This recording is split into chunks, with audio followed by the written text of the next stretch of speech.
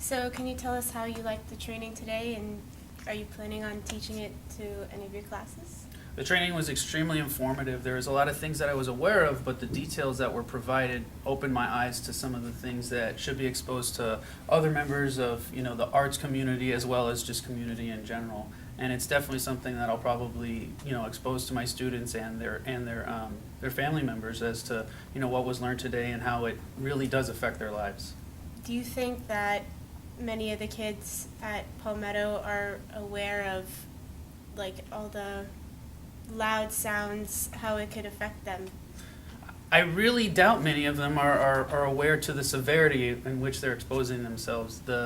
Many of the band students know what loud noises are, and they know, that there's something wrong, because I think there's a survival instinct that's, comes out of us when there's something loud, but at the same time, truly understanding that it is not retainable. Getting that hearing back is not happening. So, it's exposing the students that are constantly around sounds as part of what they do, but then also those that are maybe just naive to, the powers of technology that we have now, and how we can, we have to, equip them with the knowledge that, these devices are spectacular and they help us in our everyday, events, but at the same time, we have to be careful with them.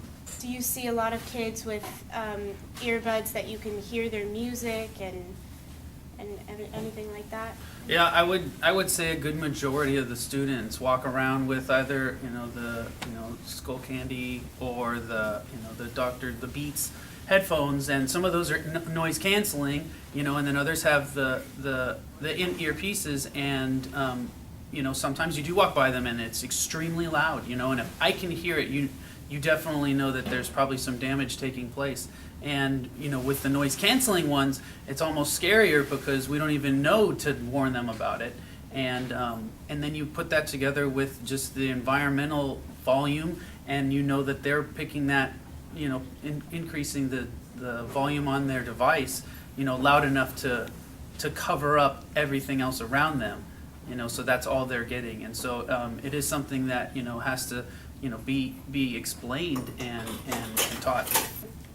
Being in a music class to teaching it, have you seen a change in the amount of kids that are listening to, earbuds and walking around and just have that constantly with them? Yeah, there's a huge change just from when I went to school, to now, that students all come with their headphones and their earpieces, to listen to their own private music, where, the cell phone devices or, MP3 players were brand new when I was going to school. And so, and even before then, it didn't really exist.